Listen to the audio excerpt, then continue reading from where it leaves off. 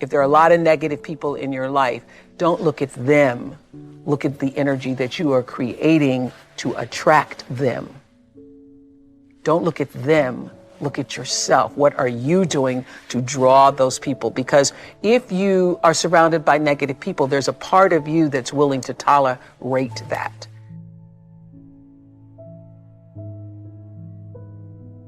Birds of a feather flock together. You run around with losers, you will end up a loser. Unconsciously. Unconsciously, you will pick up their ways, you'll pick up their habits, you'll pick up, most importantly, their attitude about life. If you're around cynical, negative people all the time, you will become cynical and negative. So you got to watch yourself. Many of us are living out the lives of other people, living out their conclusions, living out of their consciousness. I've had to do a clearing in my life of some people whose energy I realized was not supportive of who I wanted to be in the world. And I recognized that there are people who are not going to take responsibility for their energy. So I now have to take responsibility for the energy that I allow to be brought into my space. Align yourself with powerful people. Align yourself with people that can encourage you, people that can empower you, people that you can learn from, people that you can grow from. That's very important. See, if you have people around you that can contribute to your growth. When I wanted to become a speaker, I joined the National Speakers Association. I wanted to be around the Dr. Norman Vincent Peales, the Zig Ziglars, the Dwayne Dyers. I wanted to be around people that were doing what I wanted to do. What I know is that you cannot continue to move forward in your life to the level that you need to be if you're surrounded by energy that brings you down, that sucks the life force from you. So not only are you responsible for the energy that you bring, is what I learned, you're also responsible for the energy that you surround yourself with. Huge, huge, huge, huge. And everybody who's watching me right now, I know that you know this is true. There are some energy suckers in your life. Just literally taking the life force out of you. And you will never be able to do and be who you're supposed to be in the world as long as you continue to buy into the energy suckers. Positive influence can have an incredible effect on your life. But so can negative influence. Both will take you somewhere, but only one will take you in the direction you truly wish to go. It's so easy just to dismiss the things that influence our lives. The man says, I live here, but I don't think it matters. I'm around these people, but I don't think it hurts. I would take another look at that. I've got a good phrase for you. Everything matters. Now sure, some things matter more than others, but everything matters. Everything weighs something. So you've got to keep checking to find out whether associations are tipping the scales toward the positive or toward the negative. It doesn't hurt to look, right? Ignorance is never the best policy. Finding out is the best policy. People around us can keep nudging us off course, a little at a time, until finally, 10 years from now, we find ourselves asking, how did I get here? Those subtle influences need to be studied carefully if we really want our lives to turn out the way we've planned. Now, on this major point, let me give you 3 key questions to ask. This may help you to make a better analysis of your current associations.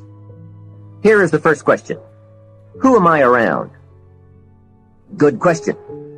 Make a mental study of the major people with whom you most often associate. You've got to evaluate everybody who is within the circle of being able to influence you. So, major question, who am I around? Next question, what are they doing to me? That's a major question to ask. What have they got me doing? What have they got me listening to? What have they got me reading? Where have they got me going? What have they got me thinking? How have they got me talking? And how have they got me feeling? What have they got me saying? You've just got to make a serious study of how others are influencing you, both negatively and positively. Now, maybe the influence of all those around you is okay, but just ask yourself, it doesn't hurt to ask, who am I around, and what are they doing to me? Now, here's the final question, is that okay? Maybe the people you associate with and their collective influence is okay. But then again, maybe it's not. All I'm suggesting here is that you take a close and objective look. Everything is worth a second look, especially the power of influence. You want to begin to get all the toxic people out of your life. See, ladies and gentlemen, it takes a lot of energy to reach your goal. It takes a lot of emotional, mental, and spiritual energy to reach your goal. So there are two kinds of relationships: nourishing relationships and toxic relationships. Nourishing relationships are the relationships that inspire you. They motivate you. They bring the best out of you. Toxic relationships are relationships with people that always criticize you. All they can do is find fault. All they can do is just exploit your weaknesses. All they can do is remind you of the mistakes that you've made in the past. These people are bad for your health. Toxic people can run your blood pressure up. One apple can spoil a whole barrel. One negative energy drainer can spoil your whole life. I know people whose lives have been ruined because somebody wasn't good for them. See, there are some people that aren't good for you. Got to get them out of your life. See, a lot of people put up with a lot of foolishness because they don't want to die by themselves. Make a list of who you communicate with most and ask yourself the question, what kind of person am I becoming because of this relationship? Is it helping me to grow mentally and emotionally and spiritually? Am I becoming a better person because of this relationship? Do they bring out the best in me? Do they inspire me? Do they encourage me to develop my greatness? Do they make me stretch? So you got to look at the people in your life and find out, what kind of person are you becoming because of that relationship? Perhaps you've heard the story of the little bird. He had his wing over his eye and he was crying. The owl said to the little bird, "You're crying." "Yes," said the little bird, and he pulled his wing away from his eye. "Oh, I see," said the owl. "You're crying because the big bird pecked out your eye." And the little bird said, "No, I'm not crying because the big bird pecked out my eye. I'm crying because I let him." Hey, it's easy to let influences shape our lives, to let associations determine our direction, to let persuasions overwhelm us, to let tides take us, to let pressures make us. The big question is, are we letting ourselves become what we wish to become? If you're a person where all your friends come to you with their problems, that's because they see something in you. You're more balanced and stable. But you got to remember this old saying. If you're the smartest person in your group, you need a new group. You've got to upgrade your friends. It ain't nothing bad. You just got to upgrade people in your life. But if you're the smartest person in your group, you need a new group. You cannot be the go-to person in the group. You want to begin to get all the toxic people out of your life. There are a lot of bridges in our life, right? A lot of things in our life, a lot of people in our life. And sometimes it's family, sometimes it's friends, sometimes the people closest to you, sometimes it's strangers. But there are always people in our life that leads us back to something that's not good for our life. I want you to think about this for a second. Maybe it's not now in your life. Maybe it's a point in time in your life where you had a lot of bridges. And sometimes that bridges you. Like, let's be real. But you had a lot of bridges in your life. Bridges mean connections and relationships that are leading you to a lesser you. So I want you to think about this right now. I want you to think about people in your life that aren't bringing to your life. And I don't mean they have to bring something incredible, but sometimes we have people in our life that bring nothing but drama, nothing but gossip, nothing but rumors, nothing but low self-esteem, nothing but low integrity, nothing but negativity, all these things. And we choose to keep these bridges up in our life. And I want to just tell you this, it's just facts. And you got to know this. The longer you keep bridges in your life that need to be burned, the more you prevent your life from building the bridges that need to be built. Some of us on here, listen, you were created incredible, but some of us on here have believed the lies. We believe the lies that people have told us. We believe the lies how people treat us. We believe the lies what this world has given us, and we live a lie our whole entire life. Most of us on here, if you're in this place, you are not living the life that God gave for you. You're living the life that other people created for you. You're living the life that pain created for you. You're living the life that negativity created for you. You're living the life that all these things have created for you. Now when you look at yourself, you don't even even recognize who you are because you kept so many bridges in your life. And I get it. Trent, it's so hard. Trent, you don't understand. Trent, I've been around these people so long or had this job so long. Let me tell you something. Don't let the history keep you in the misery. Don't let the length of the friendship keep you in the friendship. That's terrible for your life. Like, yeah, it comes to a point. I'm not always talking about, oh, get rid of people. But I know when you keep toxic things in your life, you're going to feel toxic. If you decide you want to be rich, all you gotta do is start. Why not? Who gonna stop you? Unless you tell it to the wrong person. Mama, listen to me. I'm going to be rich. Ain't anybody rich in this family. Go in there and sit down somewhere. Get yourself a good job. Oh, mama, you must be right. No, mama could be wrong. Because what you have in your imagination, God didn't show it to your mama. I'm sorry. He showed it to you. Listen to me. If y'all don't do nothing else, write everything you imagine down. Write it all down. Pray about it and watch what happens. Energy drainers, get them out of your life. See, ladies and gentlemen, it takes a lot of energy to reach your goal. It takes a lot of emotional, mental, and spiritual energy to reach your goal. And you can run faster with 100 who want to go than with one around your neck. I want to talk to you today about connecting with the right people. Your destiny is too big to get there on your own. God has already arranged certain people to speak faith into you. He's placed in your path people to inspire you, to challenge you, to help you grow and accomplish your dreams. But the reason some people never reach their highest potential is because they never get away from the wrong people. Everyone cannot go where God is taking you. You've got to...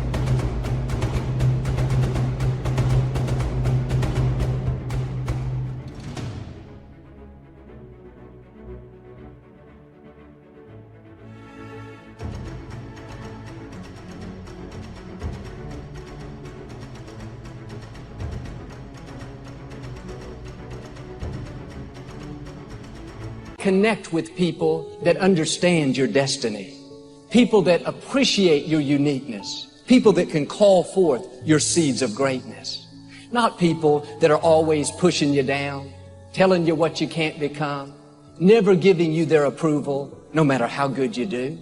Life is too short to drag people along.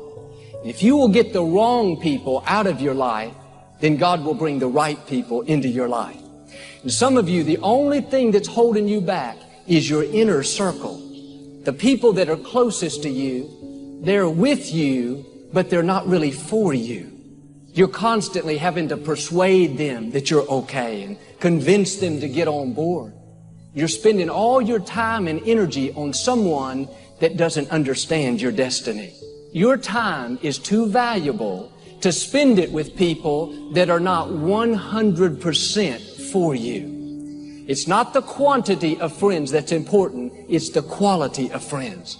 I would rather have 2 good friends that I know are for me 100% than to have 50 friends that are only for me 80%. There's no way I can help myself. There's no way I can help the people who deserve my help if I'm keeping things in my life that's making me feel helpless. You have to guard your heart. You have to burn every single bridge that leads your life back to destruction. You have to burn every single bridge that leads your life back to negativity. You have to burn every single bridge that leads your life back to low self-esteem. And the more that you don't know who you are, the more that you don't tap into guarding your heart because you're letting people stump on your heart, you're letting people take advantage of your life, the more you're doing that, then you're not going to have confidence in yourself and you're going to believe the lies that people have told you. Like straight up.